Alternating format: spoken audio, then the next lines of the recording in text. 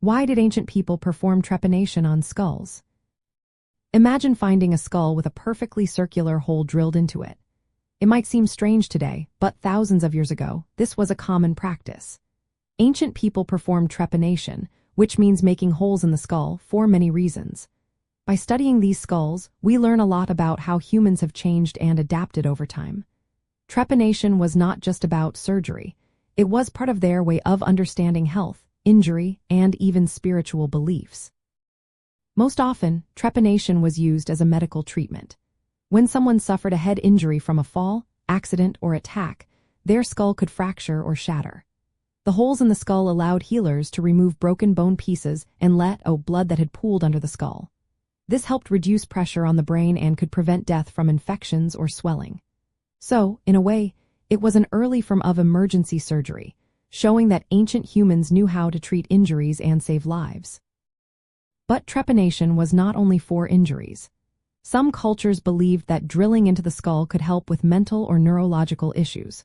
They thought that bad spirits or forces caused headaches, seizures, or mental disturbances. By creating a hole, they aimed to release these harmful spirits or energies. This shows how their ideas about health were connected to their spiritual beliefs. It was a way of healing that combined physical treatment with spiritual practices.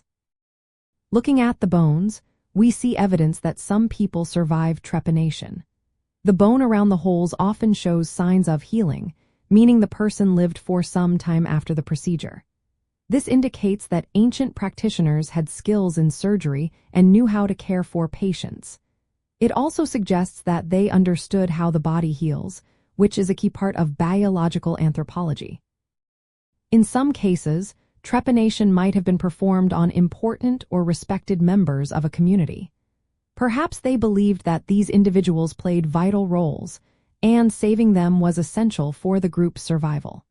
This hints at social aspects of the practice, where status and community bonds influenced who received treatment. Studying these skulls helps us understand how early humans responded to injuries and illness. It shows their ability to adapt biologically and culturally to health challenges. Trepanation reveals their knowledge of anatomy and their efforts to improve health long before modern medicine existed. It was a mix of practical medical care and spiritual beliefs, all reflected in the bones we find today.